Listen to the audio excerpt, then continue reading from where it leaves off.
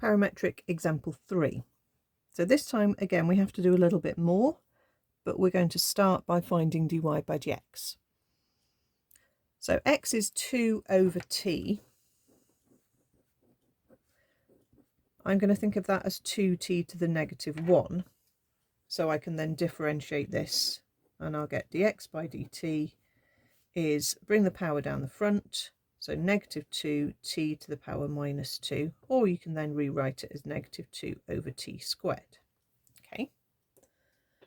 The y, we've got 4t, so dy by dt is just 4. So dy by dx is, let's try the chain rule. I know I'm altering which way I do it, but I will show you both ways each time. I'm using the chain rule because I can see I've got a fraction here and therefore it's going to be easy to flip. So dy by dt multiplied by dt by dx. Remember, that has to be the t's cancelling out. So I need to flip this over. It's still negative, but I've flipped it over. So it's negative t squared over 2. So that 4 and the 2 cancel, and I get minus 2t squared.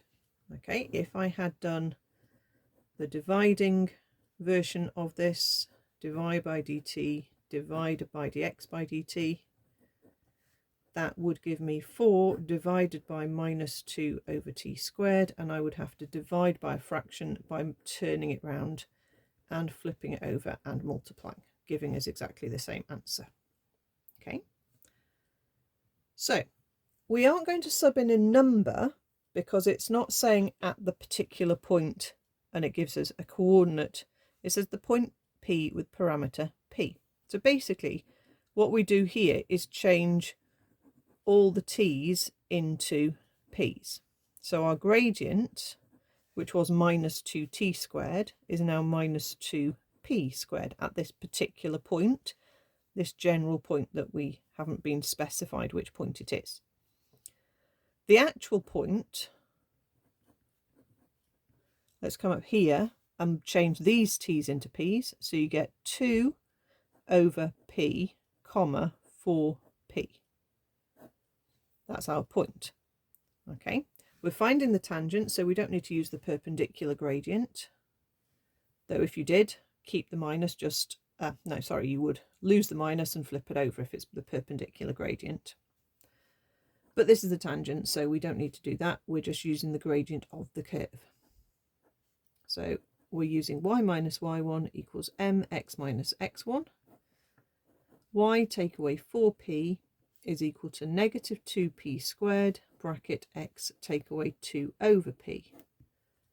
Okay, we're just going to times this out.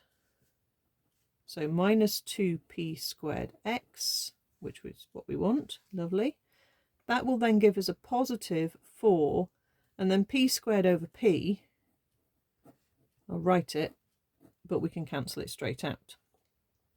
And then all we need to do is move that term over onto that side. So we've got y on its own equals negative 2p squared x, and then we've got a plus 4p plus another 4p is a plus 8p. So there is our general tangent, basically.